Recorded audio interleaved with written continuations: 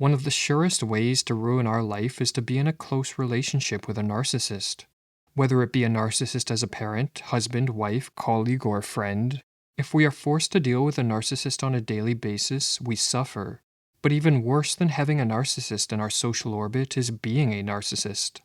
In this video, we explore the character disorder of narcissism, looking at what it consists of, what causes it, and why increasing numbers of people are becoming narcissistic.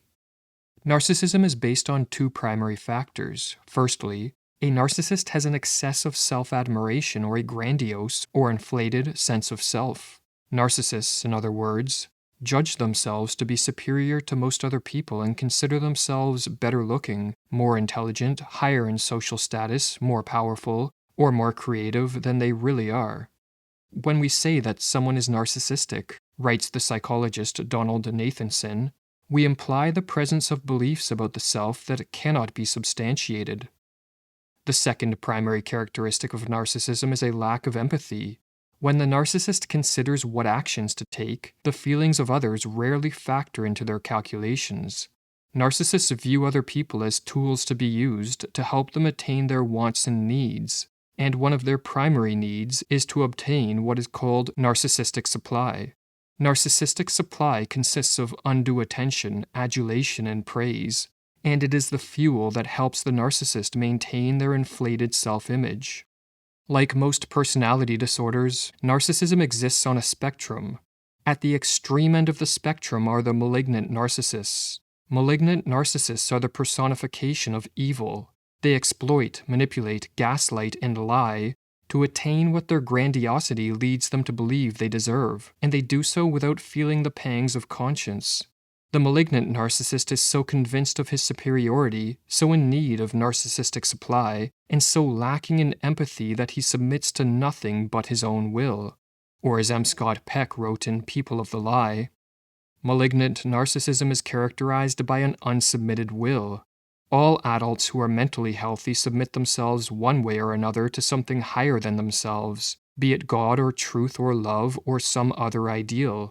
They do what God wants them to do rather than what they would desire. They believe in what is true rather than what they would like to be true. What their beloved needs becomes more important to them than their own gratification. In summary, to a greater or lesser degree, all mentally healthy individuals submit themselves to the demands of their own conscience.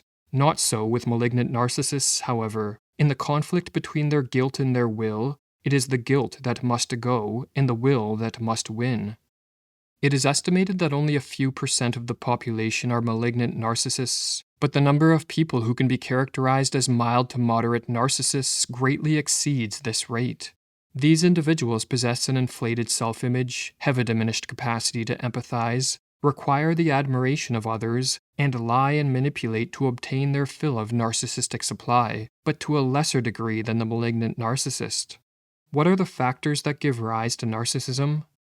Many psychologists have suggested that at the heart of narcissism is psychological pain, or as the clinical psychologist Joseph Burgo writes, whether they show it or even realize it themselves, narcissists are always in flight from pain. The primary type of pain the narcissist flees from is shame. The psychologist Andrew Morrison went as far as to call shame the underside of narcissism, while the psychologist Donald Nathanson wrote that narcissism is the system through which personal attributes are exaggerated in order to avoid shame. Chronic or severe shame is debilitating and reflects a negative evaluation of the self. Often this negative evaluation is a result of a perceived failure to live up to the expectations of our family, peer group, or society at large. In contrast to guilt, which arises when we believe we have acted in an inappropriate way, shame arises when we feel our entire self to be inadequate. Or as Nathanson put it, shame seems always to involve a more or less sudden decrease in self-esteem, a moment in which we are revealed as somewhat less than we want to believe. Shame can be useful in enforcing social norms and maintaining group cohesion, but all too often individuals suffer from shame, not because there is anything wrong with who they are, but because they interact with cruel people who ridicule or reject them. Malicious or neglectful parents, for example, are a common cause of shame in children. Other people experience shame because they live in a sick society and refuse to adhere to its value system or fail to live up to its unreasonable demands. But no matter the cause, if feelings of shame are persistent or severe, a defensive reaction is elicited.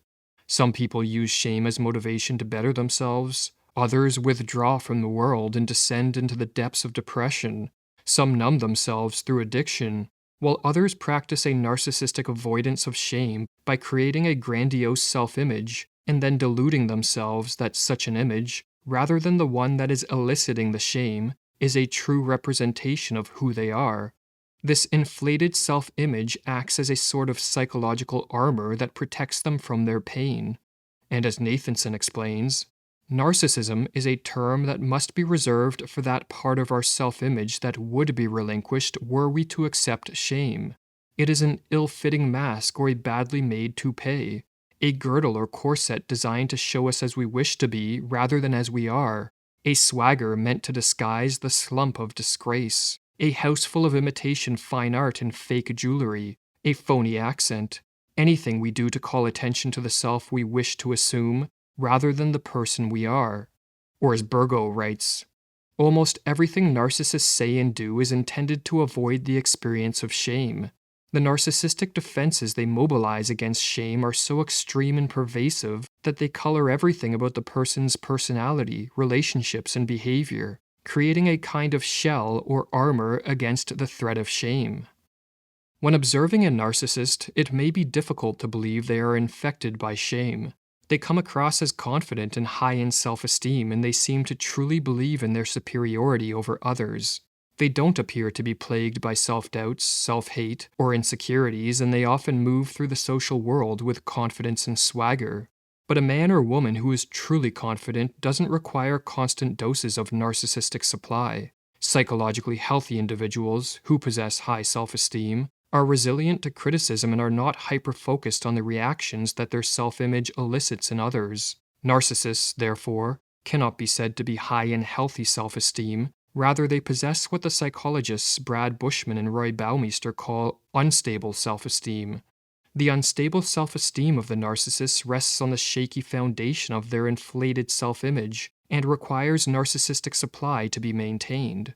If narcissistic supply is not forthcoming, or even worse if the self-image of the narcissist is threatened by criticism, their unstable self-esteem gives way to reveal the insecurity that infects their true self. Or as Nathanson writes, occasionally some accident of life will deny the narcissist the privilege of narcissistic avoidance, or a ruthless foe may strip him from the layers of covering that provide solace. Then he is left both bare and unloved and suddenly endangered.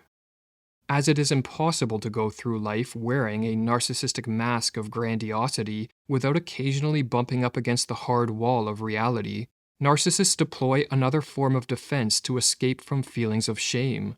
They learn to repress any negative feelings that conflict with their mask of superiority, and they focus more on the image they project to the world than on the feelings that radiate from the body they inhabit. Or as the psychologist and medical doctor Alexander Lowen explains, narcissists are more concerned with how they appear than what they feel. Indeed, they deny feelings that contradict the image they seek. And according to Lowen, the more narcissistic one is, the less one is identified with one's feelings. The longer a narcissist identifies with a false image, the better he becomes at repressing negative feelings. But this ability comes at a cost, as to successfully repress feelings, the narcissist must disconnect from the body, as it is from the body that the affects of feeling and emotion arise. Over time, this disconnection from the body and the impaired ability to feel genuine emotions destroys the narcissist's capacity to empathize, or as Lowen explains, the denial of feeling characteristic of all narcissists is most manifest in their behavior toward others. They can be ruthless, exploitative, sadistic, or destructive to another person because they are insensitive to the other's suffering or feeling. This insensitivity derives from an insensitivity to one's own feelings. Empathy, the ability to sense other people's moods or feelings, is a function of resonance.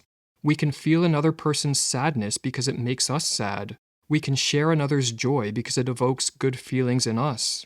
But if we are incapable of feeling sadness or joy, we cannot respond to these feelings in another person, and we may even doubt that they have such feelings. A lack of empathy, along with a constant need for praise and adulation, makes the narcissist a plague on the social world. Those who interact with a narcissist must support the narcissist's fantasy of superiority. Anyone who fails to inflate the narcissist's self-image, or even worse, causes the narcissist to doubt their own superiority, must deal with their dark side, a dark side that is notorious for the anger and rage it can unleash. As the narcissist considers himself to be better than most other people, he often views it as only natural that he exerts control and power over those in his social circle. The best way to deal with a narcissist, therefore, is to avoid them, and if someone close to us is a narcissist, we should consider cutting ties with them if their narcissism is anything but mild. For narcissists are notoriously difficult to change, and their lack of empathy makes them capable of destroying lives with little to no thought of the suffering they leave in their wake.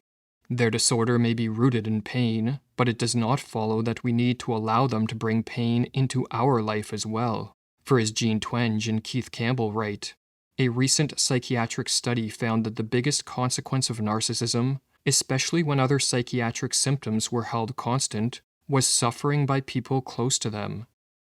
While we lack studies indicating whether the rate of malignant narcissism is increasing, the number of people moving the wrong way down the narcissistic spectrum and developing mild to moderate levels of narcissism appears to be rising. Or as Twenge and Campbell write in the Narcissism Epidemic, which was published in 2009. In data from 37,000 college students, narcissistic personality traits rose just as fast as obesity from the 1980s to the present, with the shift especially pronounced for women. What can account for this rise in narcissism? One explanation is that our modern value system promotes unreasonable measures of success, setting people up for shame, while at the same time technological and economic factors have made it easier than ever to identify with an inflated or narcissistic self-image to escape from this shame. Most contemporary societies hold wealth, beauty, social status, and fame as preeminent values. The ideals of self toward which we are encouraged to aspire are the beautiful celebrity or the ultra-wealthy entrepreneur. If we cannot reach these ideals, then we should at least be an attractive person, live in a big house, drive a nice car, have a high-status job, and associate with other high-status individuals. But these are unreasonable standards. For the accumulation of great wealth is as much a result of connections and chance as it is hard work. Beauty is mostly contingent on the genetic lottery and age. Social status is a relative concept which automatically excludes most people from its higher echelons, and fame is usually bestowed on those who create a spectacle or achieve notoriety, rather than reflecting true greatness of self. If we are led to believe that we must attain these things to be considered a success, many of us are destined to feel ashamed. To escape from feelings of an inadequate self, social media, in conjunction with a debt-based economy, has made the narcissistic avoidance of shame easier than ever. Like a moth to a flame, those who feel shame turn to social media, as through the curation of profiles we can easily create a new self-image to replace the ugliness and failure we feel inside.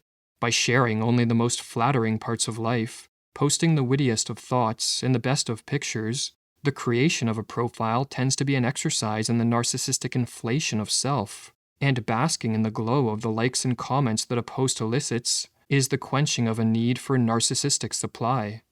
But the ease with which we can create an inflated self-image is further promoted by our debt-based economy. Low interest rates and easy access to credit allow us to pretend we are richer and more successful than we are. We can use credit to purchase a luxury car, go on an expensive vacation, mortgage a dream home, or even finance plastic surgery. We can then go on social media to show the world what our credit has allowed us to purchase, and thus further inflate our self-image. Or as Twenge and Campbell write, the inflation in credit leads to inflation in self-image, helping the narcissism epidemic spread far and wide. Take a culture that promotes self-admiration in material goods, add the ability to realize this self-admiration through buying things you can't really afford, and many people live the narcissistic illusion that they are wealthy, successful, and special. The more we inflate our self-image through social media and the use of credit, the more the other symptoms of narcissism infect our character. As we identify with an image instead of our true self, we disconnect from the body as we repress any feelings that make us aware of the lie we are projecting into the world. With the repression of our feelings, our ability to detect the emotional resonances of others diminishes, and with it our capacity for empathy. The narcissistic avoidance of shame, therefore, is a devil's bargain. It may numb us to our pain, at least temporarily, but at a great cost as we lose the ability to share in the warm emotionality of loving relationships, and we lose the capacity to cultivate a strong sense of self that is rooted on the firm ground of reality. Does narcissism imply freedom from shame? Of course not, writes Nathanson. Humiliation always lies immediately beneath the surface of deceit. Like the towns built for Western movies, it is all front and no depth, a situation constructed to give the appearance of normality with a little or nothing behind it. Narcissism, in its more extreme forms, can be viewed as a form of insanity. It represents a split in one's personality between the false self of grandiosity and the reality of who one really is, flaws, shame, and all. The purpose of the narcissist's life is to live out the lie, which is to disconnect from reality and to suffer from potentially extreme delusions that alter how they perceive others and the world around them. Or as Lowen writes, to the degree that one's identity is based on an image, one is not in contact with the reality of one's being. In all other respects, the individual may appear to be oriented and fully in contact with reality, but there is in his or her personality a fracture, maybe only a hairline break, that constitutes a tendency to insanity. As the degree of narcissism increases, the break becomes more pronounced. When we recognize the dangers that come from an inflated self-image, we may choose to adhere to values that are more attainable, more likely to promote psychological health and less likely to infect us with shame. We may also choose to abstain from sharing our life on social media in the recognition that it is very difficult to do so without becoming at least slightly narcissistic. But so long as the majority of people in our society hold wealth, beauty, status, and fame to be preeminent values, while at the same time social media and a debt-based economy offer an easy means of inflating the self, modern society will only become more narcissistic. When wealth occupies a higher position than wisdom, when notoriety is admired more than dignity, when success is more important than self-respect, the culture itself overvalues image and must be regarded as narcissistic.